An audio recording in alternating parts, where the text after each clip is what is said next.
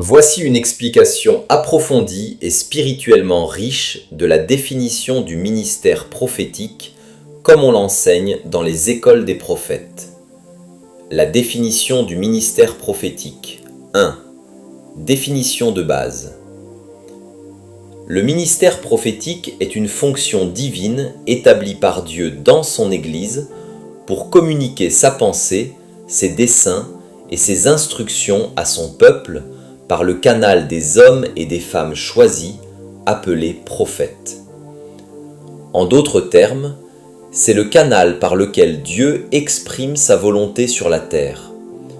C'est la voix de Dieu révélée dans le temps présent pour corriger, diriger, édifier, avertir et équiper le corps de Christ. Deuxième étymologie du mot prophète. Le mot prophète vient du grec prophétesse qui signifie parler à la place de ou parler de la part de Dieu. Ainsi, un prophète n'est pas un devin ni un voyant humain, mais un porte-parole mandaté par Dieu. Il n'exprime pas ses émotions, mais les oracles de l'Éternel. 1 Pierre 4, 11. Troisième fondement biblique. Dieu a toujours fonctionné à travers la voix prophétique.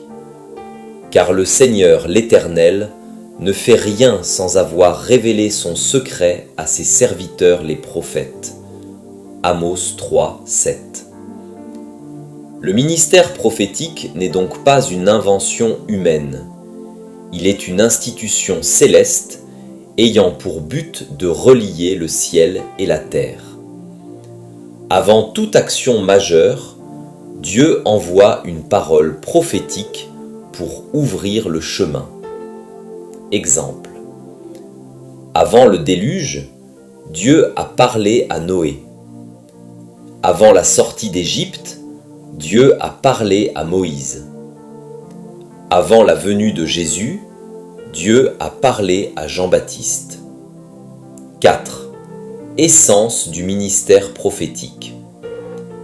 Le prophète ne parle pas seulement de l'avenir, mais surtout du cœur de Dieu. La prophétie, ce n'est pas seulement prédire, mais révéler la pensée divine cachée. Le ministère prophétique a 3 grandes dimensions. La révélation. Dieu dévoile ce qui est caché. L'interprétation. Le prophète comprend la signification spirituelle de ce qui est révélé. L'application.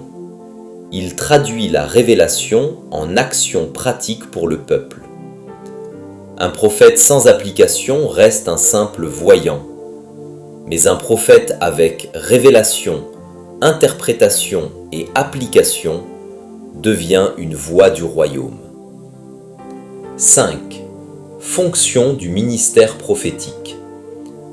Le ministère prophétique a plusieurs fonctions clés. Révéler la pensée de Dieu. 1 Corinthiens 2, 10.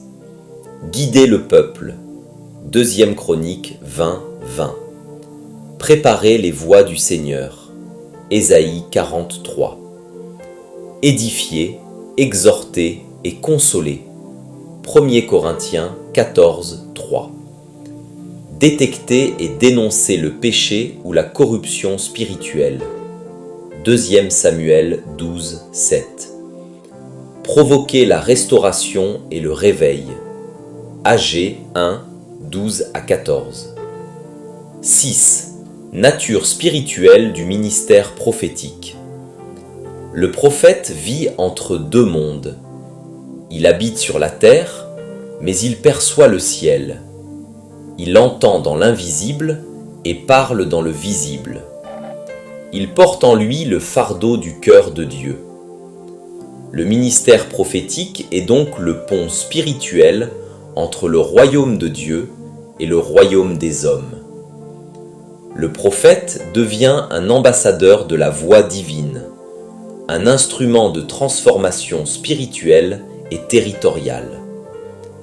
L'Esprit de l'Éternel m'a saisi et il m'a dit, parle. Ézéchiel 3, 14, 7. Caractéristique d'un véritable prophète. L'intimité profonde avec Dieu. Exode 33, 11. Une oreille spirituelle formée. Ésaïe 50, 4 à 5. Une parole chargée de feu et d'autorité. Jérémie 23, 29. Une vie de sanctification et de solitude. 1 Roi 17, 3. Un cœur brisé pour le peuple. Jérémie 9, verset 1. Une sensibilité extrême à la présence de Dieu. Habacuc 2, verset 1.